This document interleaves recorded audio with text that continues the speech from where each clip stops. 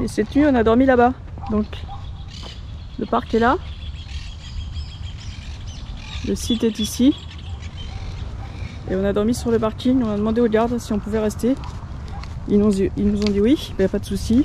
Donc ils étaient là, ils étaient 3 à rester toute la nuit. Donc on était bien gardés avec les chiens. Et en plus on a pu bénéficier des toilettes donc, qui sont sur le site.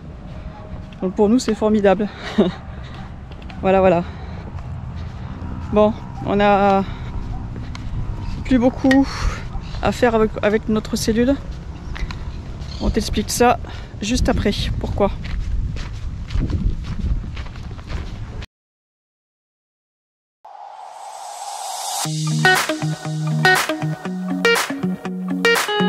Bienvenue sur notre chaîne.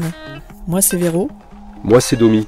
Lui c'est Maxou, notre Isuzu D-Max avec une cellule que nous avons conçue et construite nous-mêmes. Nous sommes partis en décembre 2020 pour découvrir l'Afrique australe et l'Afrique de l'Est. Depuis juin 2022, l'aventure continue sur le continent américain. N'hésite pas à t'abonner à notre chaîne pour ne rien manquer de notre périple.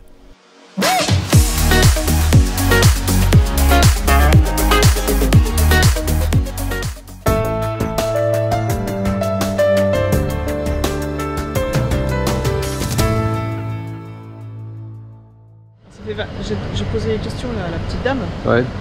Ça fait 29 ans que la fabrique existe. Le patron est décédé l'année dernière, c'est son fils qui a repris. Et je lui ai demandé pourquoi du fromage suisse. Je lui ai dit est-ce que le patron est suisse? Elle me dit oui, le patron est suisse. D'accord. Voilà. Mais ici il y a beaucoup de colonies en fait. Ouais, c'est ce que je disais. Françaises, allemandes. Ouais. Japonaise aussi. À Colonia et d'Iguassou en fait, c'est un petit village de 2000 habitants. C'est un petit village en fait de plein de communautés. Ouais, et là tu vois voilà, c'est Queso Crémont. Ah, et donc il y a le drapeau paraguayen et à côté tu as le drapeau suisse. C'est quand même exceptionnel de trouver ça ici quoi. Ouais. On s'attendait pas du tout à ça. Ben non. Donc on a fait le plein en fromage. On en a pour un petit moment. Pour quelques jours, ouais. Voire quelques semaines. Allez, on est parti.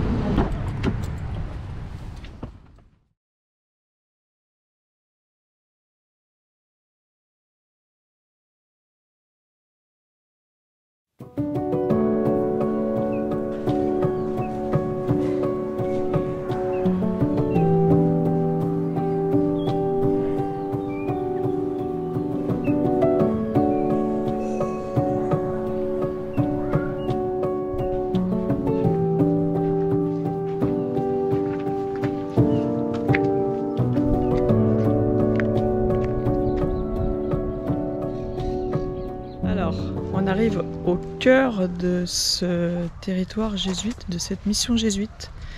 Et devant moi, il y a un temple avec 3 portes d'accès au temple qui sont d'influence arabe.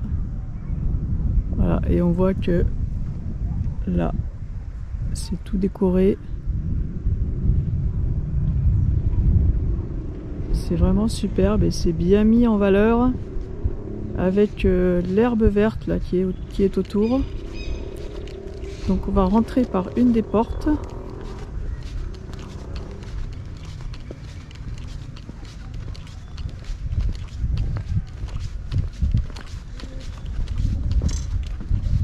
Et voilà ce qu'on découvre à l'intérieur.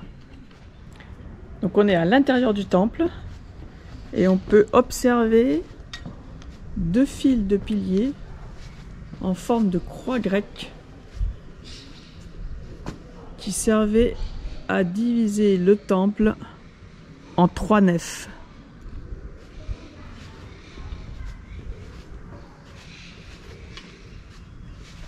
C'était le support des arcs sur lequel reposait le toit à 2 versants. Voilà, on voit en haut.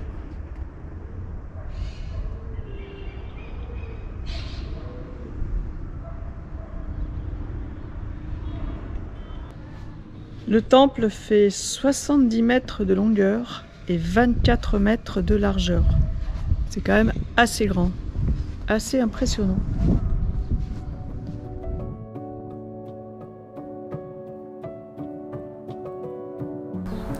Les missions jésuites des Guarani, communément appelées Reducción, regroupement en espagnol, ont été établies au XVIIe et XVIIIe siècle dans la forêt tropicale sur le territoire du peuple Guarani, aujourd'hui partagé entre l'Argentine, le Paraguay et le Brésil.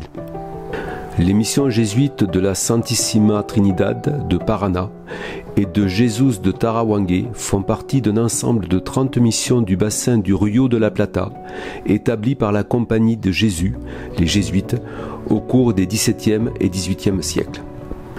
Les missions Jesús de Tarawangue et la Santissima Trinidad au Paraguay sont inscrites à l'UNESCO depuis 1993. Elles sont toutes planifiées suivant un urbanisme semblable, reflétant de l'organisation sociale typique de la réduction, elle-même inspirée de principes religieux. Au centre se trouvent les bâtiments communs. L'église, avec son cloître y attenant, sur lequel donnent l'école et la résidence des missionnaires, ainsi que des ateliers d'artisanat. Ce centre est flanqué d'une part d'une prison, ainsi que d'une maison pour les veuves et les femmes considérées comme ayant des mœurs peu respectables, ainsi que d'un cimetière d'autre part. Celui-ci comporte une section pour les hommes et une autre pour les femmes et les enfants. Elle s'inspirait tout d'abord des cases traditionnelles. Tout d'un tenant, le corps de la maison s'étirant en longueur pour abriter tous les membres de la famille. Plus tard, lorsque les Guarani ont accepté le modèle familial monogame, des cloisons ont été ajoutées pour créer des pièces séparées. La mission de Jesús de Tarawangue se caractérise par l'association de différents styles, notamment le style christiano-arabe avec ses arches trilobées. Cette réduction a été fondée à un autre endroit en 1685 et transférée quelques années plus tard à son emplacement actuel, quand fut construite la mission. Elle était constituée de l'église, restée inachevée, de la grande place, de l'école rattachée à l'église et dont il ne subsiste qu'une pièce, et des maisons pour les orphelins et les veuves. La mission comprenait aussi un verger pour les pères.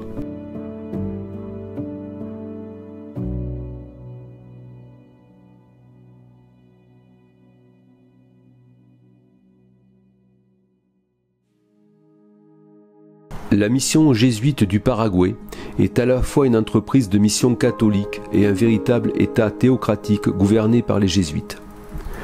Ils ont mis sur pied entre 1609 et 1763 une organisation sociale sans équivalent dans l'histoire. La zone géographique de ces missions est à cheval sur les États contemporains du Paraguay, de l'Argentine, du Brésil et de l'Uruguay. La particularité de ces missions était que les Guarani étaient libres. Hormis la protection physique, les Guarani bénéficiaient des savoirs européens, tant d'un point de vue scientifique qu'artistique et relativement démocratique. C'est un site qui est très très grand. Il y a des ruines partout.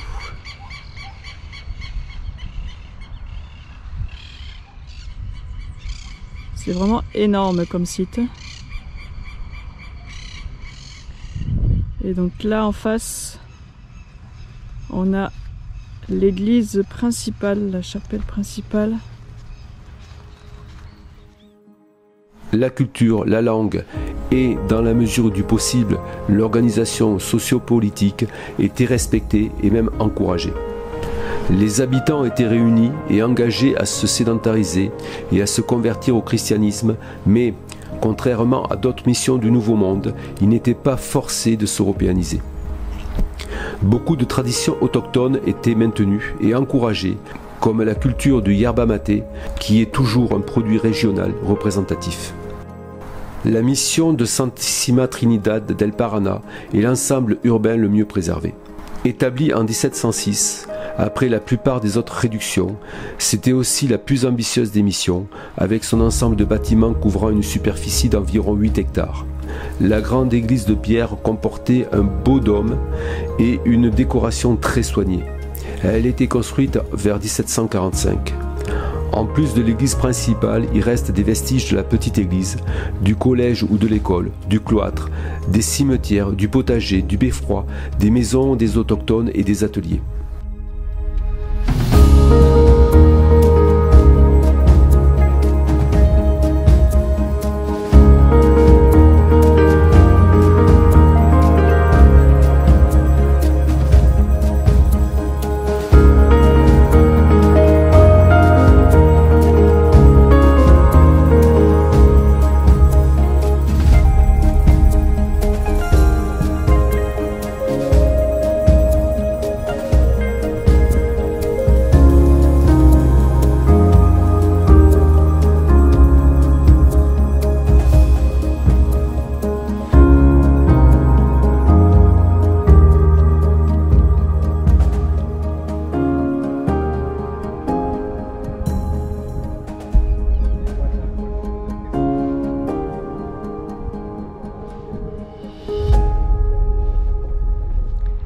Alors, ce que j'ai en face, là, ça ressemble à des habitations. Ça fait une porte et on dirait une fenêtre avec des arcades.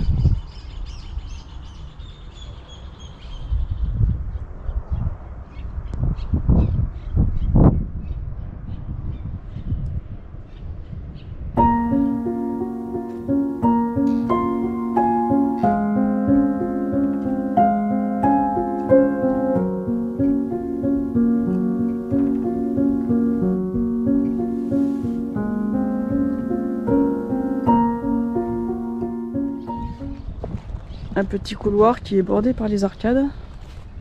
Hop. Là, le couloir avec les arcades. Et à l'intérieur, ouais, il y a encore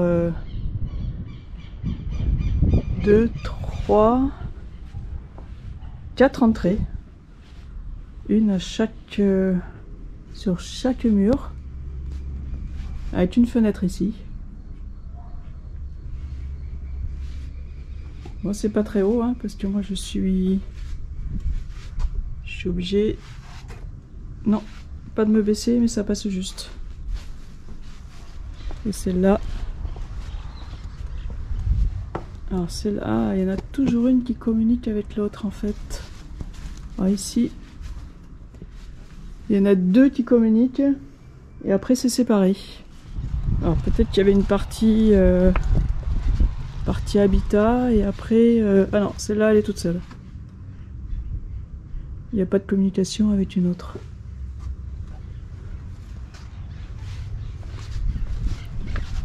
Et celle-ci non plus. Bon, peut-être que celle qui communiquait c'était pour des plus haut placés dans la hiérarchie.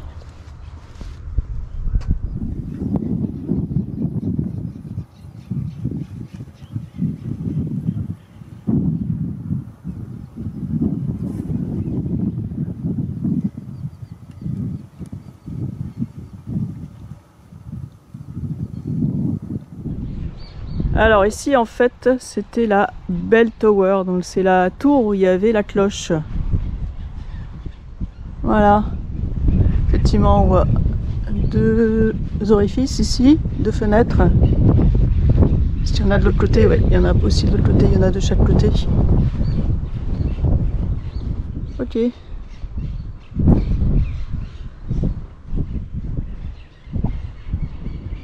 Alors là c'est une autre église qui est ici, qui est plus petite que l'autre, avec encore une rangée de piliers qui la borde, avec un couloir qui jouxte l'église,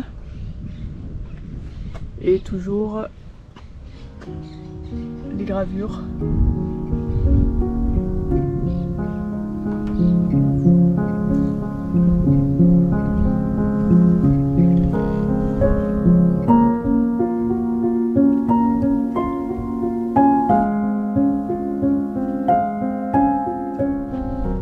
Là je suis à côté de la petite église et cette grande enceinte c'était le cimetière.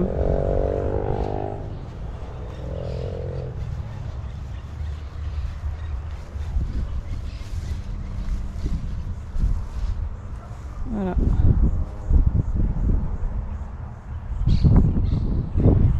Qui était muré de part et d'autre à côté de la plus petite église. Je suis à nouveau devant des maisons, des natives. Voilà.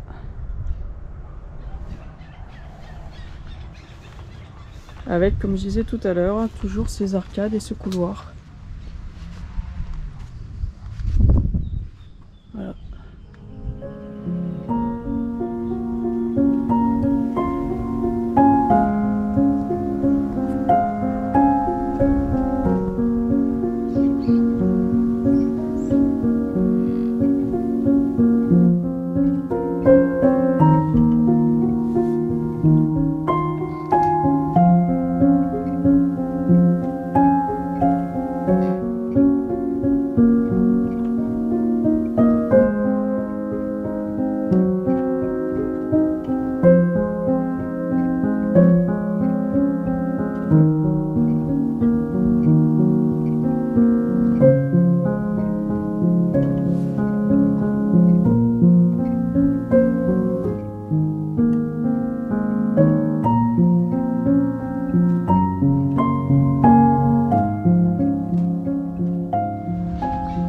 a encore des maisons, des habitations.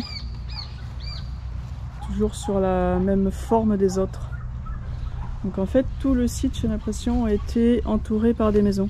Parce qu'il y en a ici, il y en a là, il y en a là-bas où on était tout à l'heure, là-bas derrière, et l'autre rangée derrière là-bas.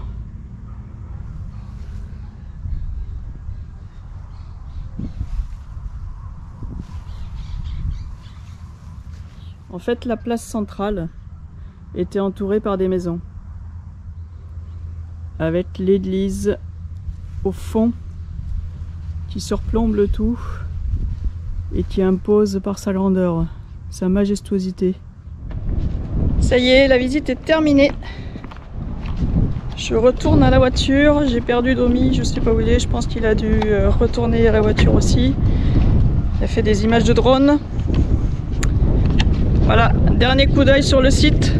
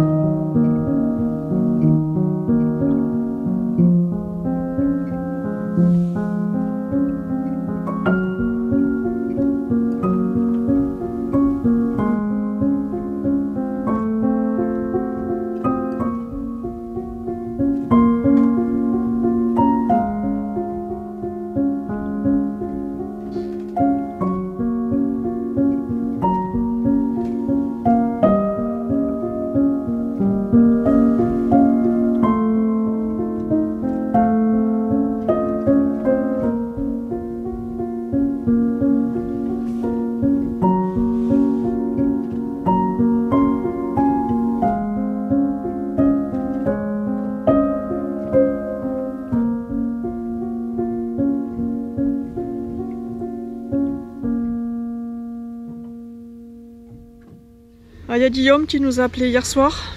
Oui. Il était un petit peu, pas affolé, mais... Un petit peu ennuyé, ouais.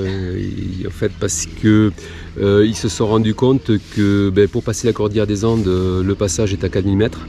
Il y a déjà de la neige, un petit peu de neige en ce moment, et ils craignent que début juin, ils ne puissent plus passer parce qu'en fait, les passages frontières ferment après, il y a trop de neige.